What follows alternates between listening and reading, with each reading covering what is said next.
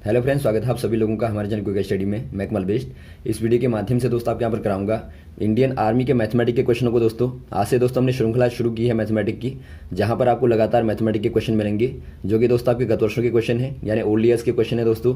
और साथ में आपको संभावित क्वेश्चन भी बताए जाएंगे, जिनकी दोस्तों बहुत आने की संभावनाएं रहती हैं। तो आप लगातार दोस्तों क्वेश्चन को देखते रहिएगा और साथ में आप सारे क्वेश्चनों को दोस्तों लगातार नोट भी करेंगे, ताकि आप एग्जाम के पहले सभी क्वेश्चनों का रिवीजन कर पाएं।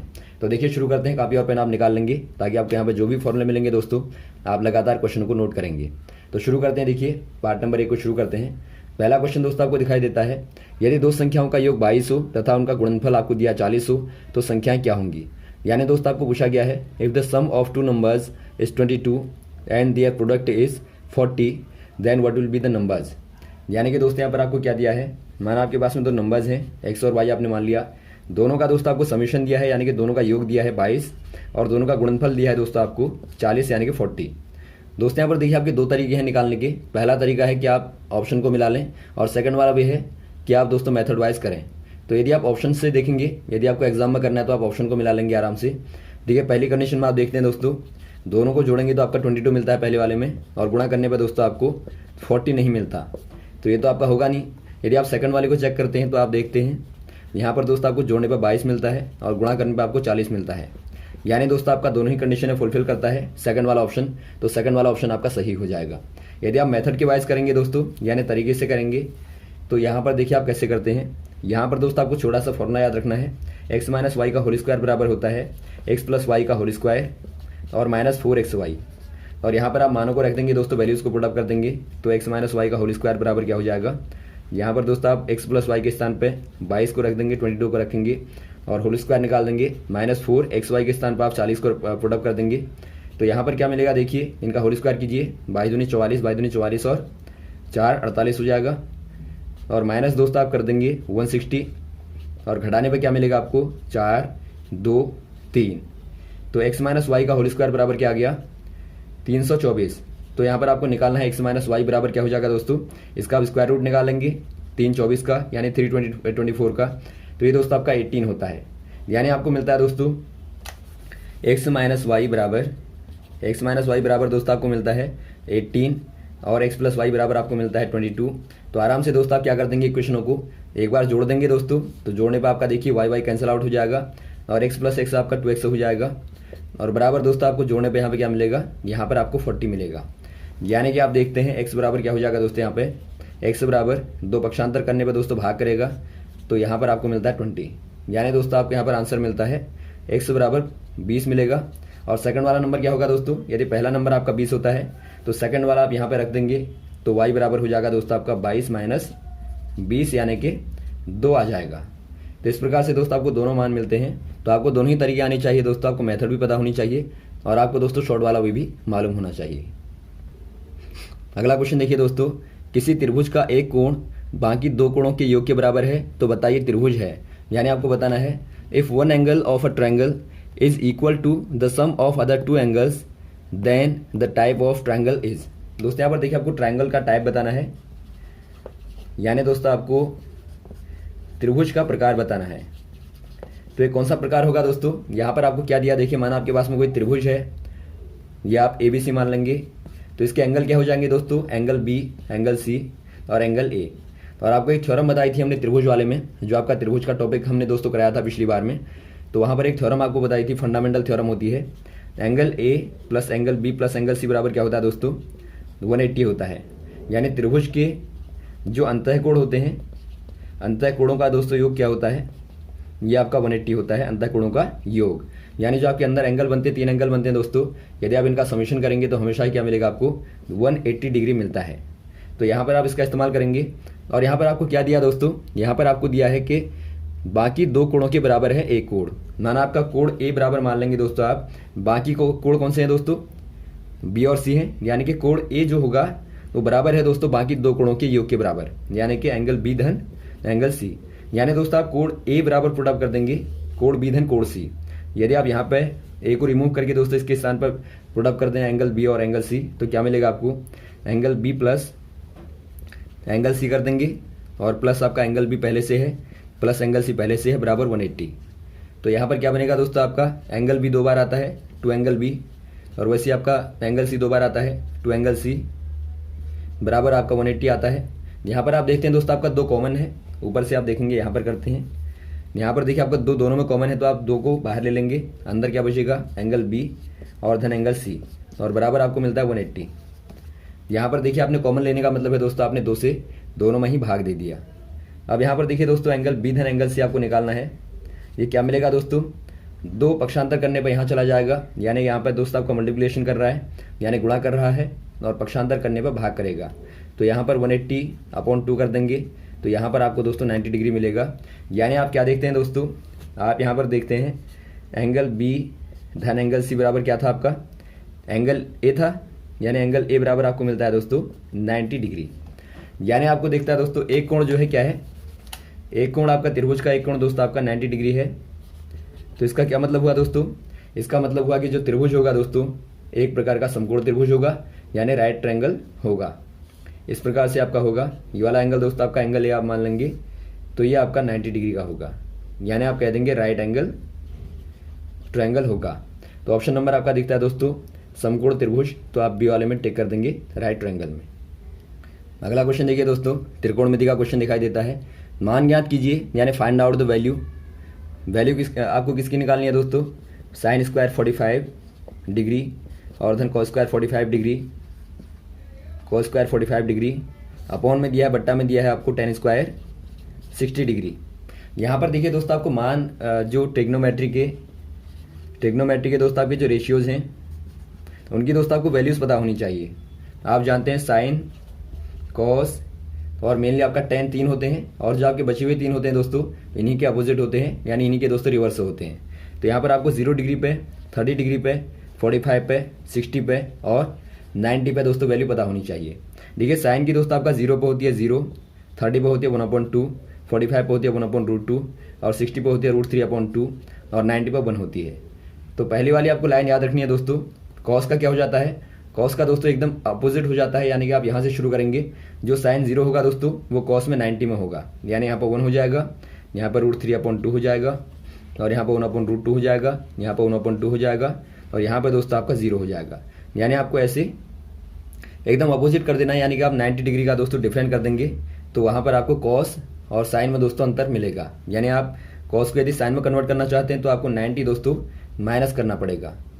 अब यहाँ पर देखिए दोस्तों यदि आपको tan को निकालना है तो tan बराबर क्या होता है, साइन अपॉन कॉस होता है। तो यहाँ पर आप दोनों को भाग दे देंगे, यानी कि डिवाइड कर देंगे दोस्तों, तो 0/1 आपका 0 हो जाएगा। यदि आप इनको डिवाइड करेंगे तो आपको 1/√3 मिलेगा, तो और यहाँ पर आपको 1 मिलेगा, यहाँ पर आपको √3 मिलेगा, और यहाँ पर दोस्तों आपको इन्फिनाइट मिलेगा। यानी आप दोस्तों आराम से टेबल को याद रखेंगे। और जो आपके बचे हुए हैं दोस्तों, बचे अनुपात जो हैं, यानी यदि आप दोस्तों बचे हुए अनुपातों को निकालना चाहें, यदि आप कोसेक को निकालना चाहें तो कोसेक थीटा बराबर होता है 1/sin थीटा, यानी साइन थीटा का दोस्तों रिवर्स होता है। यानी आपको जो भी मान निकालना होगा दोस्तों उसी का आप यदि 1/sin थीटा निकाल लेंगे तो आराम से आपको cos थीटा मिलेगा, कोसेक थीटा मिलेगा। और वैसे यदि आपको दोस्तों सेक थीटा निकालना होगा तो सेक थीटा बराबर होता है 1/cos थीटा, यानी आप cos थीटा का दोस्तों रिवर्स कर देंगे तो आपको सेक थीटा मिलेगा। वैसे cot थीटा बराबर होता है 1/tan थीटा। तो ये दोस्तों आपकी ट्रिग्नोमेट्रिकल रेशियोज की टेबल है, तो आराम से आप इसको याद रखेंगे ताकि आपको जो भी वैल्यूज पूछी जाएं आराम से आप बता पाएं। तो यहाँ पर जो पूछा गया है दोस्तों, यहाँ पर आपको पूछा गया है साइन 45 का आपको मालूम है 1/√2 होता है, तो इसका स्क्वायर कर देंगे आप बाहर से, और प्लस cos 45 का दोस्तों 1/√2 होता है, स्क्वायर कर देंगे, और बट्टे में आपको दिया है tan स्क्वायर 60 का मान आपको मालूम होना चाहिए, आपका दोस्तों होता है 60 का मान होता है √3, तो इसका स्क्वायर कर देंगे। अब यहाँ पर देखिए दोस्तों यदि आप रूट का स्क्वायर करते हैं तो आपका स्क्वायर रूट वहाँ से हट जाता है, यानी 1/2 बचेगा ऊपर और धन 1/2, और नीचे दोस्तों आपका √3 का स्क्वायर करेंगे तो रूट आप हटा देंगे, कैंसिल आउट हो जाएगा, 3 बचेगा। बराबर क्या होगा दोस्तों 1/2 प्लस 1/2 क्या होगा 1 हो जाएगा, और बट्टे में कर देंगे आप 3, यानी 1/3 दोस्तों आपको मिलता है ऑप्शन नंबर सी वाला। अगला क्वेश्चन देखिए दोस्तों, दो समांतर रेखाओं 3x + 4y + 5 = 0 एवं 3x + 4y - 10 = 0 के बीच की दूरी क्या होगी। यानी आपको बताना है दोस्तों find the distance between two parallel lines 3x + 4y + 5 = 0 and 3x + 4y - 10 = 0। दोस्तों यहाँ पर देखिए आपके पास में दो पैरेलल लाइनें दी हैं दोस्तों, माना आपके पास में यहाँ पर देखिए 2 डायमेंशन है, यानी पहला वाला आप x मान लेंगे, ये आपका x अक्ष है और ये आपका दोस्तों y अक्ष है। तो तो यहाँ पर देखिए माना आपके पास में दो पैरेलल लाइन हैं यानी समांतर रेखाएं हैं दोस्तों।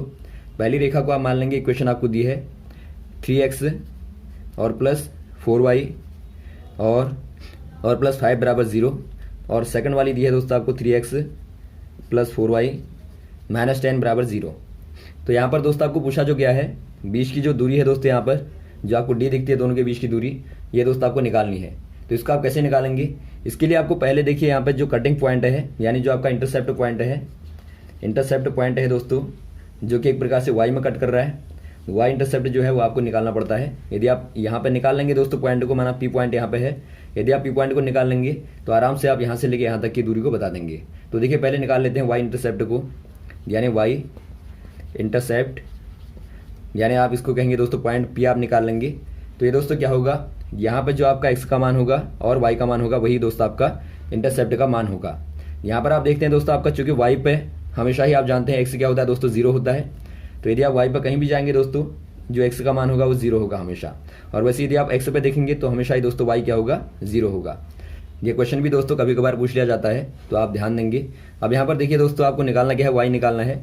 तो वाई क्या होगा दोस्तों, यहाँ पे यदि आपका देखिए पुटअप कर देंगे पहली इक्वेशन सेकंड वाली इक्वेशन में, यदि आपका एक्स बराबर 0 है तो वाई क्या होगा दोस्तों, वाई जो होगा आपका यहाँ पर आप 0 रखेंगे तो वाई बराबर आपका होगा 4y माइनस 10 बराबर 0, और वाई बराबर क्या हो जाएगा दोस्तों 10/4, यानी आपने पक्षांतर कर दिया, पक्षांतर करने में 10 आपका यहाँ चला गया, और जो 4 था दोस्तों यहाँ गुणा कर रहा था तो यहाँ पर भाग में चला गया, यानी आपको मिलेगा 2.5 दोस्तों यहाँ पर आप कर देंगे। अब यहाँ पर देखिए जो आपके पॉइंट मिले दोस्तों आपको 0 और 2.5 मिले, तो ये दोस्तों आपके क्या है, इंटरसेप्ट पॉइंट है जो कि वाई पे कट कर रहा है। अब यहाँ से दोस्तों आपको निकालना है, डेस्टिनेशन निकालनी है, यानी आपको जो पूछा गया है दोस्तों यहाँ पे जो पहली वाली लाइन है पॉइंट पी से कितनी दूरी पे है, यानी आपको ये वाली दूरी निकालनी है। तो आप क्या करेंगे, इसका फॉर्मूला होता है डी बराबर x1m प्लस y1n प्लस सी बट्टा x1 का स्क्वायर प्लस y1 का स्क्वायर, और इसका आप स्क्वायर रूट कर देंगे। ये फॉर्मूला आपको याद रखना है दूरी का दोस्तों, यानी डेस्टिनेशन निकालने का ये फॉर्मूला आपको याद रखना है। यहाँ पर देखिए जो आपका x1 और y1 है दोस्तों, वो यहाँ पर आपके आगे वाले मान हैं जो यहाँ पर आपको देखते हैं x1 और y1, और जो m और n है दोस्तों वो आपके वाले पॉइंट हैं। तो यहाँ पर देखिए मानों को रखेंगे तो क्या मिलता है आपको, मानों को आप रख दीजिए d बराबर x1 आपका 3 है गुणा m आपका 0 है, और धन y1 जो है दोस्तों आपका 4 है गुणा n आपका है 2.5, और प्लस जो यहाँ पे c है दोस्तों, c मतलब कांस्टेंट है, यानी जो आपका नियतांक दिखता है, नियतांक दोस्तों आपका है 5, यहाँ पर आप 5 को रख देंगे, और बट्टा दोस्तों आपको लेना है अंडर रूट का x1 का स्क्वायर क्या हो जाएगा 3 का स्क्वायर और धन 4 का स्क्वायर।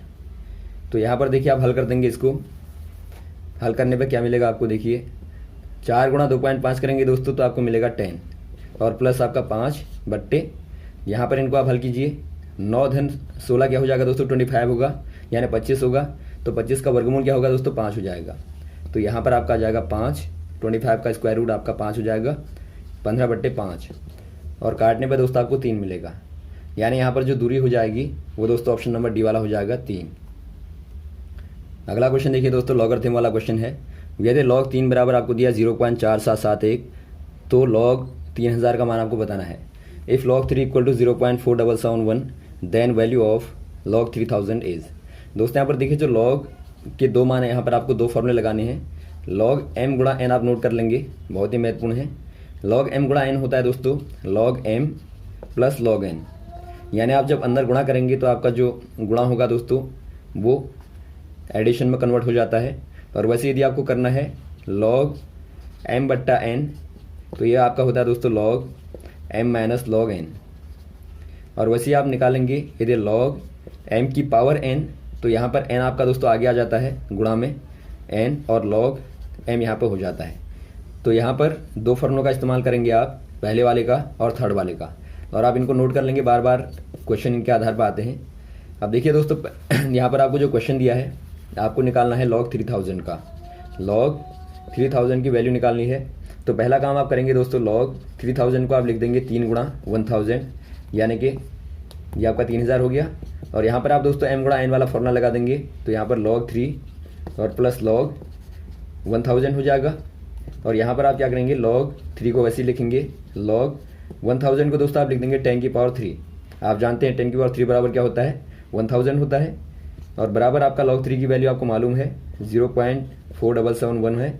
और प्लस यहाँ पर दोस्तों आपका थर्ड वाला फॉर्मूला लगेगा, यानी n आपका आगे आ जाएगा पावर जो है, और log 10 यहाँ पर बचेगा। और आपको मालूम होना चाहिए log 10 की वैल्यू दोस्तों हमेशा ही 1 होती है, ये आप याद रखेंगे। तो यहाँ पर आपको जो मिला दोस्तों 0.4771 और प्लस 3 गुणा 1 करेंगे तो आपको 3 ही मिलेगा, यानी यहाँ पर आपका जो मान होगा, आंसर होगा 3.4771 हो जाएगा। यानी ऑप्शन नंबर दोस्तों बी वाला हो जाएगा 3.4771। अगला क्वेश्चन देखिए दोस्तों, 10.4 किलोग्राम 40 किलोग्राम का कितना प्रतिशत है, यानी आपको बताना है what percentage of 40 kilogram is 10.4 kilogram. दोस्तों यहाँ पर देखिए आपको बताना है 10.4 किलोग्राम 40 किलोग्राम का कितना प्रतिशत है, ये आपको करना है। यानी 10.4 दोस्तों 40 का कितना प्रतिशत है करना होगा, तो आप ऐसे ही आराम से करेंगे। तो यहाँ पर देखिए क्या आ जाएगा दोस्तों, 0 से 0 कैंसिल आउट करेंगे तो 104/4 हो जाएगा, यानी काटने पर दोस्तों आपको 26 मिलेगा, यानी 26% दोस्तों आंसर हो जाएगा ऑप्शन नंबर ए वाला। अगला क्वेश्चन यहाँ पर देखिए, आपको दिया है यदि 4a³ + 1 बराबर 501 है तो आपको ए का मान बताना है, यानी what will be the value of a आपको निकालना है। यहाँ पर क्या करेंगे दोस्तों, आप 4a³ + 1 बराबर आपको 501 दिया है, दो पक्ष हैं आपके पास में, यानी आपके पास में दो साइड हैं, एक दोस्तों आपका लेफ्ट साइड है, एक राइट साइड है। यहाँ पर आप क्या करेंगे दोस्तों, 1 को पक्षांतर कर देंगे, यहाँ भेज देंगे, तो 4a³ बराबर क्या हो जाएगा 501 - 1 हो जाएगा, और 4a³ बराबर क्या हो जाएगा दोस्तों 500 हो जाएगा, यानी 500 हो जाएगा।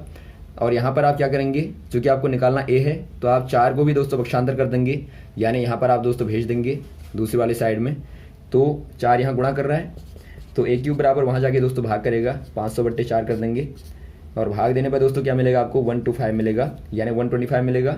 और a³ बराबर यदि आपका 125 है दोस्तों, तो a बराबर क्या हो जाएगा, a बराबर दोस्तों आप 125 का क्या निकाल लेंगे, क्यूब रूट निकाल लेंगे। इसको दोस्तों आप क्या बोलते हैं, क्यूब रूट बोलते हैं, या फिर आप कहें दोस्तों घनमूल बोलते हैं। तो घनमूल क्या होगा दोस्तों 125 का, ये आपका हो जाता है 5, क्योंकि आप देखते हैं 5 × 5 × 5 बराबर क्या होता है दोस्तों 125 होता है। तो ए बराबर दोस्तों आपका हो जाएगा 5, ऑप्शन नंबर आप बी वाले में टिक कर देंगे। अगला क्वेश्चन देखिए दोस्तों, x² + 15x + 56 के क्या गुणनखंड होंगे, यानी आपको बताना है factorization of x² + 15x + 56 is.